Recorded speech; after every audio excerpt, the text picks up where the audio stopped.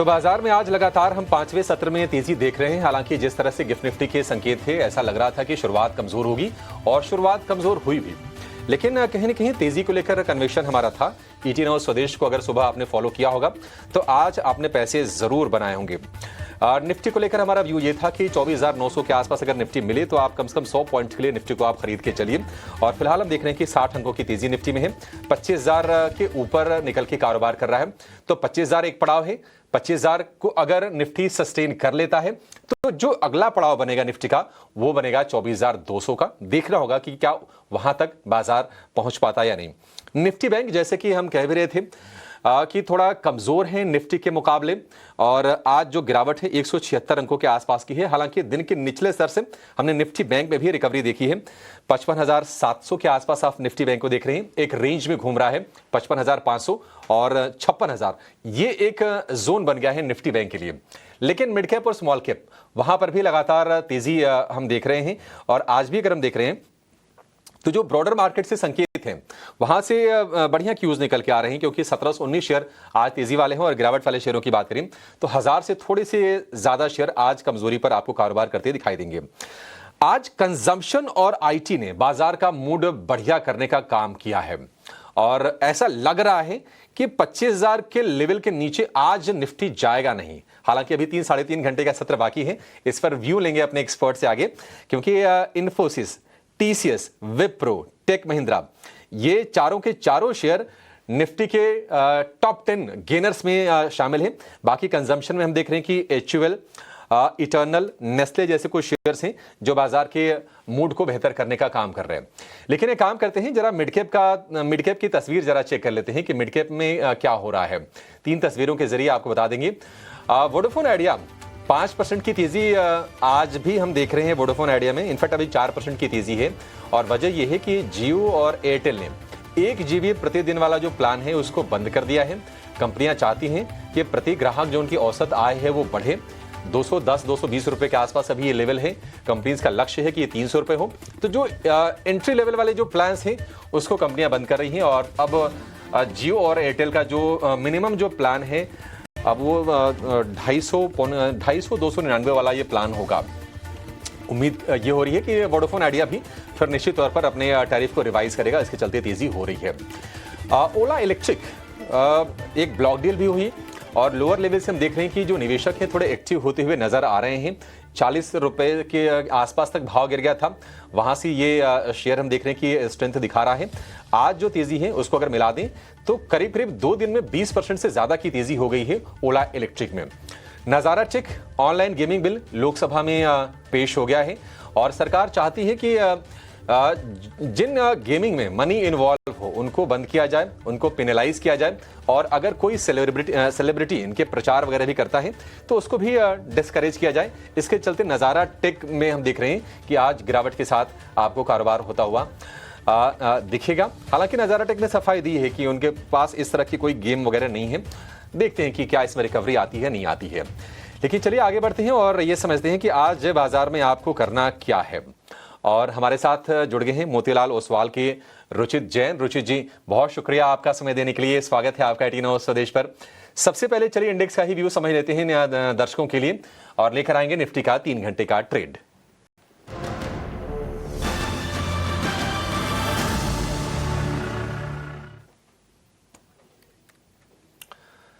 रुचित जी, आज 25,000 के ऊपर फिर से इंट्राडे में निफ्टी निकला है। क्या लग रहा है? मुझे तो ऐसा लग रहा है कि आज 25,000 बचा लेगा। आप जरा अपनी एनालिसिस बताइए रुचित जी, और क्या ट्रेड लेना है अभी इंडेक्स में? जी very good afternoon Abhishek ji. Well, short term trend तो देखे तो पॉजिटिव ही लग रहा है। ऑल्दो इंडेक्स में इतनी बड़ी मूव नहीं है आज, लेकिन अगर आप ब्रॉडर मार्केट्स में मोमेंटम देखें तो मार्केट ब्रेथ काफी स्ट्रांग है। और जब भी ऐसे स्ट्रांग मार्केट ब्रेथ्स होते हैं तो जो भी छोटे मोटे डिक्लाइंस आते हैं वहां पे हम फ्रेश बाइंग अपॉर्चुनिटीज भी देखते हैं।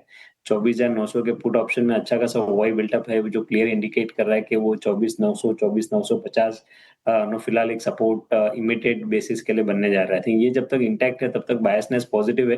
मे बी हम इंट्राडे के लिए 25,090 तक का 25,090, 25,100 तक के लेवल्स छूते हुए देख सकते हैं, बट नियर टर्म में हमें लग रहा है कि 25,250 के टारगेट्स निफ्टी में बनते हुए नजर आ रहे हैं।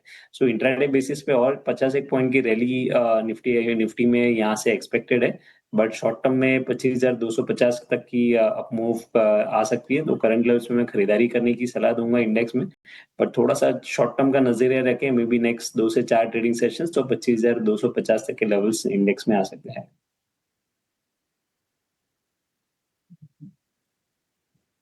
ठीक है रुचि जी, फटाफट जरा बताइए फिर अपने ट्रेडिंग कॉल्स क्या है आपकी? मिड कैप में कहां पर आपको लगता है कि गर्मी अभी और बढ़ने वाली है?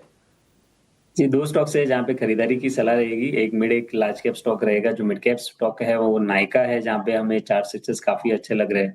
इनफैक्ट आप देखेंगे तो सारे ये न्यू एज टेक्नोलॉजी जो जो स्टॉक्स है उनमें मोमेंटम काफी स्ट्रॉन्ग रहा है पिछले कुछ दिनों में। नायका ने भी कल के ट्रेडिंग सेशन में एक अच्छे कंसोलिडेशन के ब्रेकआउट दिए हैं। वीकली चार्ट्स पे भी प्रीवियस स्विंग हाई ये स्टॉक ने सरपास किया है। सो यहाँ पे हम एक अच्छा अपमूव एक्सपेक्ट कर रहे हैं करंट लेवल से। 221 के स्टॉप लॉस से नायका में खरीदारी की सलाह है, 236 के इमीडिएट टारगेट्स के लिए। और लार्ज कैप स्पेस में से जेएसडब्ल्यू स्टील है कि जहां पे टेक्निकल स्ट्रक्चर्स काफी स्ट्रांग है। पिछले 5 महीने से स्टॉक के कंसोलिडेशन फेज में था, और वो कंसोलिडेशन फेज के ब्रेकआउट हमने स्टॉक में जेएसडब्ल्यू स्टील में भी आते हुए देखा है। और अच्छी बात यह कि जो पिछले 1 डेढ़ महीने में जो मार्केट से करेक्टिव फेज में था, वो फेज में भी इतने price wise correction JSW steel जैसे स्टॉक में नहीं हुए। तो नो ये काफी स्ट्रेंथ की साइंस है, और हम ये मोमेंटम एक्सपेक्ट कर रहे हैं कि और आगे कंटिन्यू रहेगा। 1060 के स्टॉप लॉस से जेएसडब्ल्यू स्टील में भी खरीदारी की जा सकती है 1130 से 1140 के टारगेट रेंज के लिए। ठीक है, बढ़िया है। नायका चुना है रुचि जी ने, और हम देख रहे हैं कि जो भी प्लेटफॉर्म वाले जो स्टॉक्स हैं या फिर न्यू एज स्टॉक्स हैं, वहाँ पर हम मजबूती बनते हुए देख रहे हैं। एफएसएन ई कॉमर्स 236 रुपये के टारगेट, 221 रुपये का स्टॉप लॉस, और नायका के जो नंबर्स आए थे वो भी अच्छे आए थे, और ये शेयर निकल के आया 200 रुपये के ऊपर, और वहाँ पर अभी ये सस्टेन भी कर रहा है। जेएसडब्ल्यू स्टील, मतलब इसके स्ट्रेंथ को लेकर कोई शक नहीं है, और जो ट्रेडिंग बाउंस बनते हैं अच्छे बनते हैं।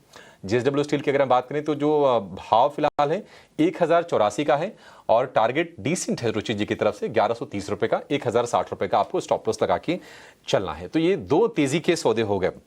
लेकिन मिड कैप में आज एक्शन कहां पर दिख रहा है, जरा ये भी चेक कर लेते हैं कि आज बड़ा मूव कौन सा है। जरा वो शेयर की लिस्ट आप स्क्रीन पर लेकर आइए। आज आप देखेंगे तेजी में ओला इलेक्ट्रिक धूम मचा रहा है, कोलगेट में तेजी है, इंडस टावर के शेयर में हम तेजी देख रहे हैं, emphasis, Coforge, persistent, mid cap IT में आज हमें इनका जलवा देखने को मिल रहा है। रुचि जी, ओला इलेक्ट्रिक को लेकर आप क्या कहेंगे? 15% ऊपर, 50 रुपए के ऊपर बहुत दिनों के बाद हम दर्शन कर रहे हैं। 2 दिन की तेजी के बाद आपको लगता है कि अब मौके खोजने की कोशिश करनी चाहिए, या फिर ओला अवॉइड कर दें? बाकी जो मिड कैप आईटी वाले हैं, एम्फेसिस, कोफोर्ज, परसिस्टेंट, इसमें से कहीं कुछ मौके अच्छे बन सकते हैं?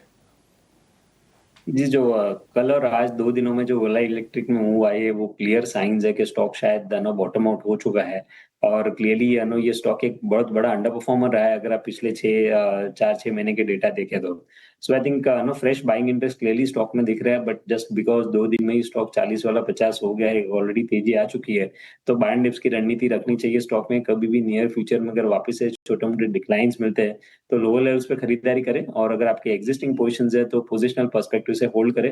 हाई लेवल्स पे देखिए तो स्टॉक में आई थिंक 58 रुपए तक के टारगेट्स नो स्टॉक में एक्सपेक्टेड है जो हो सकते हैं। तो बाय एंड डिप्स की रणनीति रखने की सलाह रहेगी ओला इलेक्ट्रिक के लिए। आईटी आज एक अच्छा पुल बैक मूव दे रहा है, विद इन विच एम्फेसिस नो का स्ट्रक्चर्स काफी स्ट्रॉन्ग है। जो आईटी में करेक्शन भी हमने पिछले कुछ महीने में देखा, तो करेक्शन में एम्फेसिस रिलेटिवली कम टूटा था। तो फॉलिंग मार्केट में रिलेटिव स्ट्रेंथ वहां पे देखने मिली थी, और आज जब मोमेंटम थोड़ा सेक्टोरल मूव दिखा है तो वहां पे हम रिलेटिव आउट परफॉर्मेंस भी एम्फेसिस में क्लियरली आते हुए देख रहे हैं। तो with in the IT space I think अगर ये मूव थोड़ा सस्टेन रहता है तो एम्फेसिस आउट परफॉर्म करता हुआ नजर आ सकता है, और जो प्रीवियस स्विंग आए थे 2900 2910 वो लेवल्स स्टॉक में दिख सकता है।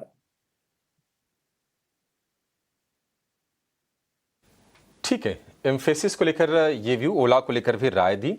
दरअसल ओला को लेकर ग्रोथ स्ट्रेटजी कंपनी के जो फाउंडर हैं भाविश अग्रवाल उन्होंने पेश किया है और कंपनी एक नया स्कूटर भी लॉन्च करने वाली है जिसकी रेंज होगी 320 किलोमीटर और अगर इसके टॉप स्पीड की बात करें तो वो भी करीब 150 किलोमीटर के आसपास की होगी।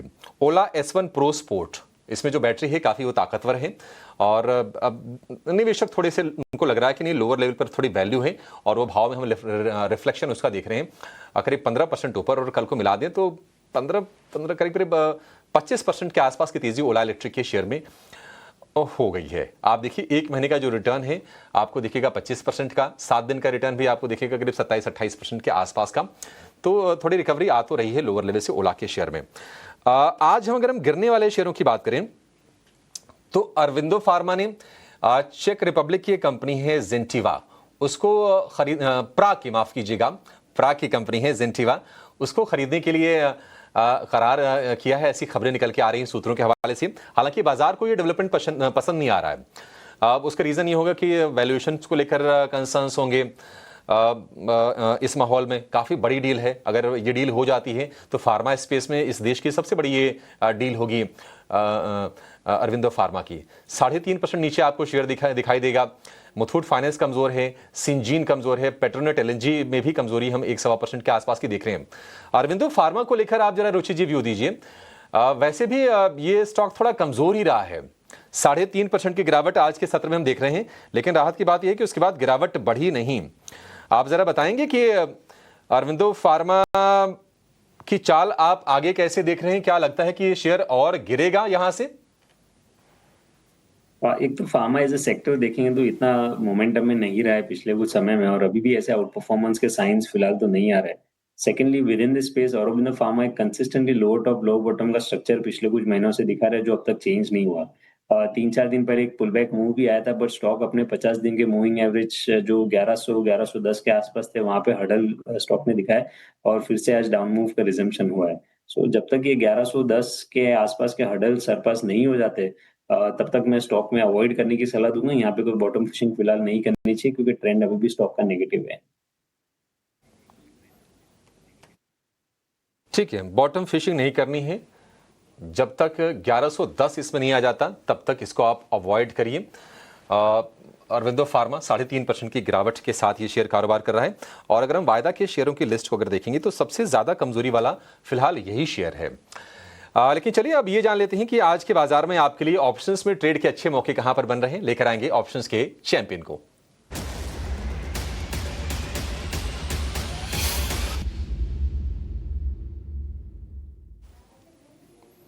ऑप्शंस का चैंपियन ट्रेड बताने के लिए हमारे साथ जुड़ गए हैं रेलिगेयर ब्रोकिंग के अजीत मिश्रा। अजीत भाई बहुत शुक्रिया आपका समय देने के लिए। बताइए आज कौन से शेयर को आपने चुना है? क्या कंजम्पशन से IT से ही शेयर है और स्ट्रेटजी क्या होगी आपकी?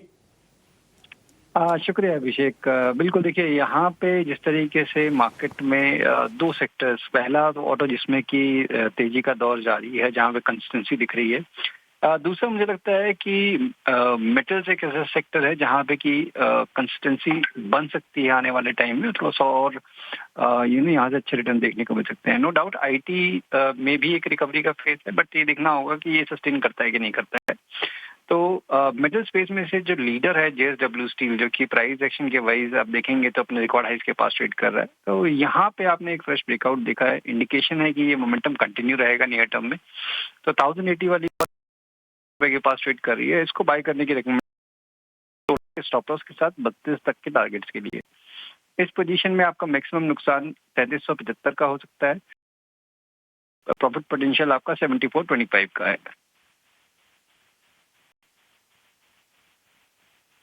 थोड़ी देर पहले ही 1120 के टारगेट के लिए रुचि जी ने इसको आपको खरीदने की सलाह दी है, लेकिन अगर आप ऑप्शंस के जरिए ट्रेड करना चाहते हैं तो एक और विकल्प आपके सामने है। एट द मनी कॉल खरीदनी है आपको, 21 रुपए के भाव पर ही मिलेगी। 1080 वाली कॉल, लक्ष्य होगा 32 रुपए का, स्टॉप लॉस आपको लगाना है 16 रुपए का, अधिकतम मुनाफा 7442 का, अधिकतम नुकसान 3375। ठीक है, रिस्क रिवॉर्ड रेशो भी इसमें अच्छा है और ये स्ट्रेटजी आपके लिए अजीत की तरफ से। अजीत जी बहुत शुक्रिया आपका समय देने के लिए और ये बेहतरीन ट्रेड हमारे दर्शकों को बताने के लिए। एक छोटा सा ब्रेक लेंगे, ब्रेक के बाद कुछ और शेयरों पर करेंगे चर्चा और आपको मिड कैप में एक निवेश वाला भी शेयर बताएंगे मिड कैप के महारथी सेगमेंट के जरिए।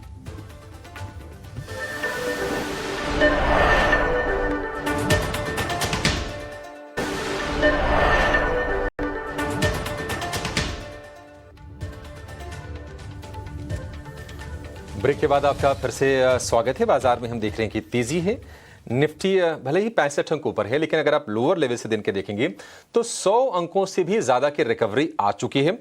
रिकवरी निफ्टी बैंक में भी है, लेकिन निफ्टी बैंक थोड़ा सा पीछे जरूर है, क्योंकि 0.25% की वहां पर गिरावट है और 180 अंक नीचे आपको दिखेगा इंडेक्स ट्रेड करते हुए। हालांकि ब्रॉडर मार्केट के संकेत आज अच्छे हैं। बाजार में आज जोश भरने का काम किया है आईटी शेयरों ने। अगर आप सेक्टोरल इंडाइसेस को देखेंगे तो उसमें आईटी आपको आज सबसे ज्यादा ऊपर दिखाई देगा। सुस्ती से निकलने की कोशिश है। आईटी 2.25% ऊपर है। निफ्टी का एफएमसीजी इंडेक्स की बात करें तो करीब 1.25% के आसपास की तेजी है। और ये दो ही इंडेक्स है जहां पर हम 1% से ज्यादा की मजबूती आज के सत्र में देख रहे हैं। और बाजार को पूरा का पूरा हम सपोर्ट की बात करें तो वो इन्हीं से निकल के आ रहा है। लेकिन आईटी में जो रिकवरी का दौर है, क्या ये शुरू होने वाला है, ये सवाल अब पूछा जाने लगा है और आपके मन में भी जरूर होगा। तो आईटी शेयरों को लेकर एक खास रिसर्च के साथ हमारे सहयोगी शरद दुबे जुड़ गए हैं। शरद, बताइए क्या लग रहा है कि एक नई लेग ऑफ रैली आईटी में शुरू होने वाली है? अगर हां तो उसके पीछे ट्रिगर्स क्या बनेंगे? जी बिल्कुल, आईटी का टाइम आ गया, ये एक सवाल है। लेकिन कुछ पॉइंट्स मैं रखना चाहता हूं और याद रखिए, एक बहुत डाइवर्जेंस देखने मिली थी। नास्डैक को लीजिए और निफ्टी आईटी को लीजिए, इनमें रिटर्न्स देखिए 2022, 23, 24 ये एक साथ चले थे। लेकिन 2025 ऐसा साल था जो देखे कितनी बड़ी डाइवर्जेंस आई है। निफ्टी आईटी 19% गिर गया, वही नास्डैक की बात करें तो वो 10% चढ़ गया। लेकिन ये डाइवर्जेंस क्यों हुआ, ये बहुत इंपॉर्टेंट है। पहले ये समझते फिर बताते कि हमारे भारत के आईटी स्टॉक्स के लिए किस तरह फेवरेबल पोजीशंस रह सकते हैं। सबसे पहले डाइवर्जेंस की बात करें तो नास्डैक में सेमीकंडक्टर के स्टॉक्स आने लगे, उसके कारण वेटेज बढ़ने लगा और सेमीकंडक्टर स्टॉक्स की अच्छी मोमेंटम आई। उसके अलावा बड़ी जो टेक कंपनीज है वो एआई इन्वेस्टमेंट्स कर रहे थे, इसके कारण बाजार वैल्यूएशन प्रीमियम दे रहा था। और अर्निंग्स भी देखे तो भारतीय काउंटर पार्ट से बेहद इंपॉर्टेंट थे। याद रखिए, बाहर के देश के जो आईटी कंपनीज होते हैं वो प्रोडक्ट बेस्ड होते हैं, तो उसके कारण भी वो प्रीमियम में थे। लेकिन निफ्टी आईटी की बात करें तो अट्रैक्टिव क्यों हो जाता है? एटलीस्ट शॉर्ट टर्म में तो हम बता ही सकते हैं अट्रैक्टिव हो गया है निफ्टी आईटी, इसलिए क्योंकि शॉर्ट कवरिंग की एक रैली जो है एक बाकी है। एफआईज की चर्न देखने मिल रही है और प्राइवेट बैंकिंग स्पेस से चर्न होके आईटी स्पेस में आ रहा है, ये एनालिस्ट का मानना है। वैल्यूएशंस भी मैंने चेक किया तो 5 ईयर एवरेज लेवल्स के आसपास आ चुका है, यानी कि पोजिशनल बेट्स भी लिया जा सकता है, एनालिस्ट का मानना है। और रोल बैक जो है कल रात देखने मिली एआई प्रोग्राम्स में बिग टेक कंपनीज में, इसके कारण जो है आप कह सकते हैं जो रिस्क ऑफ सेंटिमेंट है वो बहुत बढ़ गया बाजार में। आप देखने लगे कि कुछ एआई इन्वेस्टमेंट्स मेटा जो है क्लॉबैक या रोल बैक भी कर सकती है, तो इसके कारण जो है पैनिक आया। और जब पैनिक आया तो फ्रॉथ यूएस का जो है वो धीरे धीरे घटने लगा और वैल्यू जो है इंडियन आईटी स्टॉक्स में इमर्ज थोड़े होने लगी है। लेकिन लंबे अवधि के लिए प्रॉब्लम्स भी है इंडियन आईटी स्टॉक्स के लिए। एआई अडॉप्शन जो है, बिलिंग्स का इम्पैक्ट आ सकता है। हायरिंग ट्रेंड्स में अभी भी इशू है, कंपनीज ढंग के गाइडेंस भी नहीं दे रहे हैं। क्लाइंट बजट्स क्या आता है उस पर भी जो है निर्धारित रहेगा। और पूरे जो आईटी कंपनीज अगर एआई इन्वेस्टमेंट्स या प्रोडक्ट बेस के तरफ जाए तो फ़ायदा होगा। लेकिन अभी जो है वो सर्विस ओरिएंटेड ज़्यादा है, इसलिए उतना प्रीमियम्स नहीं मिल रहा अगर आप ग्लोबल पीयर्स के साथ कंपेयर करें। Short term positive, long term अभी भी कंसर्न्स है। लेकिन एनालिस्ट कौन से स्टॉक्स में बुलिश है ये भी बहुत इंपॉर्टेंट है।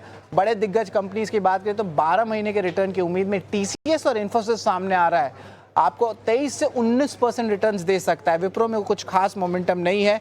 वही एचसीएल टेक और टेक महिंद्रा में एचसीएल टेक का ज़्यादा पलड़ा भारी आ रहा है, यहाँ पे देखें तो 14% का रिटर्न्स आ सकता है। मिड कैप स्पेस से कोफोज भी कम नहीं, 15% का रिटर्न्स देखने मिल सकता है। इसके अलावा एम्फेसिस, परसिस्टेंट सिस्टम, एलटीआई माइंट्री, इन तीनों में देखें तो एम्फेसिस और परसिस्टेंट सिस्टम्स 9 से 11% के रिटर्न्स अगले 12 महीने में आ सकते हैं। ये ब्लूमबर्ग की डेटा कह रही है, जो पूरा एनालाइज करता है, एवरेज जो है रिटर्न्स देखता है। तो आप देखिए आईटी स्पेस जो है टॉप सेक्टर इंडेक्स गेनर भी आज का, और आप देख रहे बहुत अच्छी मूव जो है आईटी स्पेस में देखने मिल रही है। अब ये कितना टिकेगा और ये कितना लॉन्ग टर्म अप मूव आएगा वो समय ही बताएगा। ठीक है, कितना टिकेगा इस पे एक सवाल जरूर रहेगा। लेकिन अगर हम आईटी के नतीजों की बात करें तो हमने देखा था कि टीसीएस के नतीजे थोड़े वीक आए थे, इन्फोसिस के हालांकि अच्छे आए थे, लेकिन शेयर फिर भी चल नहीं पाया था। और अगर आप इस साल अगर देखेंगे ईयर टू डेट तो इन्फोसिस करीब 20% आपको नीचे दिखेगा, टीसीएस की बात करें करीब 25% नीचे दिखेगा। और अगर हम साल भर के भी नजरिए से अगर बात करें तो पिछले साल से टीसीएस करीब 30% सस्ता है। इन्फोसिस की बात करें 20 से 22% की नरमी हम शेयर में देख रहे हैं। तो एक काम करते हैं रुचि जी, आप थोड़ा सा काम आसान कीजिए। टीसीएस और अगर इन्फोसिस आज वैसे इन्फोसिस की चार्ट टीसीएस से निश्चित तौर पर थोड़ी अच्छी जरूर दिख रही है, लेकिन चार्ट्स पर आपको कहां पर बेहतर मूव्स दिख रहे हैं दोनों शेयरों में से? तो Abhishek ji, within the IT name एक स्पेस, एक स्टॉक जो हमने ऑलरेडी डिस्कस किया वो एम्फेसिस, जहाँ पे स्ट्रक्चर्स कंपैरेटिवली सबसे स्ट्रॉन्ग है। और अगर टीसीएस और इन्फोसिस में पिक करना हो तो आई थिंक एक पुल बैक मूव ज्यादा थोड़ा इन्फोसिस में रह सकता है। हालांकि टीसीएस भी प्रीवियस स्विंग लो सपोर्ट पे है, लेकिन 1540 1550 तक का पुल बैक मूव हम इन्फोसिस में भी इस अप मूव में एक्सपेक्ट कर सकते हैं। और आज Infosys led by Nifty IT index, so I think दोनों ही ने देखेंगे तो काफी समय बाद में आज अपने फर्स्ट टाइम 20 डेज के ईएमए को क्रॉस किया है। सो आई थिंक थोड़ा रिलेटिव आउट परफॉर्मेंस इस अप मूव में अगर टीसीएस और इन्फोसिस में कंपेयर करना है तो इन्फोसिस में रह सकता है। रिलेटिव स्ट्रेंथ अगर आपको चेक करनी है तो आप इन्फोसिस के साथ जाइए, अदरवाइज जिस पे कन्विक्शन है रुचि जी का वह है एम्फेसिस, मिड कैप का एक महारथी बढ़िया आईटी स्टॉक, उस पर आप फोकस करके चल सकते हैं। निफ्टी की जो तेजी है अब हो गई है करीब 75 अंकों के आसपास की, 25,050 के ऊपर। निफ्टी बैंक की जो गिरावट है 250 अंकों की है। रुचि जी बहुत शुक्रिया आज आपका समय देने के लिए और इंडेक्स के अलावा तमाम शेयरों पर अपने व्यूज हमारे दर्शकों के साथ साझा करने के लिए और बढ़िया बढ़िया ट्रेडिंग कॉल्स भी बताने के लिए। इस शो को फिलहाल यहीं पर समाप्त करेंगे, लेकिन आप कहीं जाएगा नहीं, अगला शो होगा कॉर्पोरेट कनेक्शंस। नमस्कार।